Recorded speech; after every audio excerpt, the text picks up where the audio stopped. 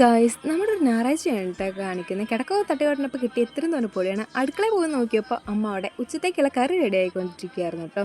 Cabbage ആയിട്ട് ഇതൊന്ന് അരിഞ്ഞ് തരാൻ പറഞ്ഞു. ഞാൻ അതൊന്ന് അരിഞ്ഞ് റെഡി ആക്കി കൊടുത്തിട്ട് 2 മാസത്തിലേറെയായി ഞങ്ങൾ വീഡിയോ ചെയ്തിട്ട്. ഇനി മുതൽ ക്ലാസ് കഴിഞ്ഞ് വന്നിട്ട് ഡെയിലി വീഡിയോ ചെയ്യാൻ നോക്കണം. ഇന്നലെ അച്ഛൻ ഉണക്കൽ വാങ്ങിയിട്ടുണ്ടായിരുന്നേ.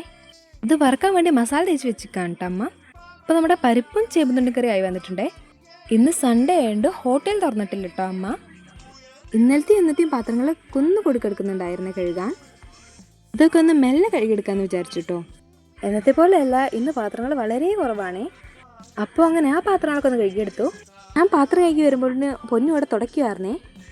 ഞങ്ങൾ കുറേ ദിവസമായിട്ട് പൊട്ടിക്കാൻ വേണ്ടി കാത്തു വെച്ച ഉറുന്നാമ്പഴാണ് ഇവിടെ അണ്ണാൻ കഴിച്ചുകൊണ്ടിരിക്കുന്നത്. പാത്രം കഴുകുന്നതിനിടെ കണ്ട കാഴ്ചയാണിത്. ഇവിടെ മുറ്റും കുറച്ച് അടിച്ച് കഴുകിയിട്ട് വേണം നേരെ താഴ് തേക്കാനുള്ള ചെമ്പരത്തിൻ്റെ ഇല പൊട്ടിക്കാൻ പോവാനേ. എല്ലാ ഞായറാഴ്ചകളിലും ഞങ്ങൾ താഴ് തേക്കാറുണ്ട് കേട്ടോ. ഞാൻ എനിക്ക് വേണ്ടത് മാത്രമാണ് ഇവിടെ പൊട്ടിച്ചിട്ടുള്ളത്. പൊന്നൊന്നും തേക്കാൻ സമയമില്ലാത്തതുകൊണ്ട്. ഇതാണ് കേട്ടോ നമ്മുടെ അടുക്കള. പൊട്ടിച്ച് ചെമ്പരത്തിയൊക്കെ ചെറിയ കഷ്ണങ്ങളാക്കിയിട്ടാണ് മിക്സിയുടെ ജാറിൽ ഇടുന്നത്. അല്ലെങ്കിൽ അത് നല്ലപോലെ അരഞ്ഞു കിട്ടില്ല. കുറച്ച് വെള്ളം ചേർത്ത് നന്നായി പേസ്റ്റ് രൂപത്തിൽ അരച്ചെടുക്കണം.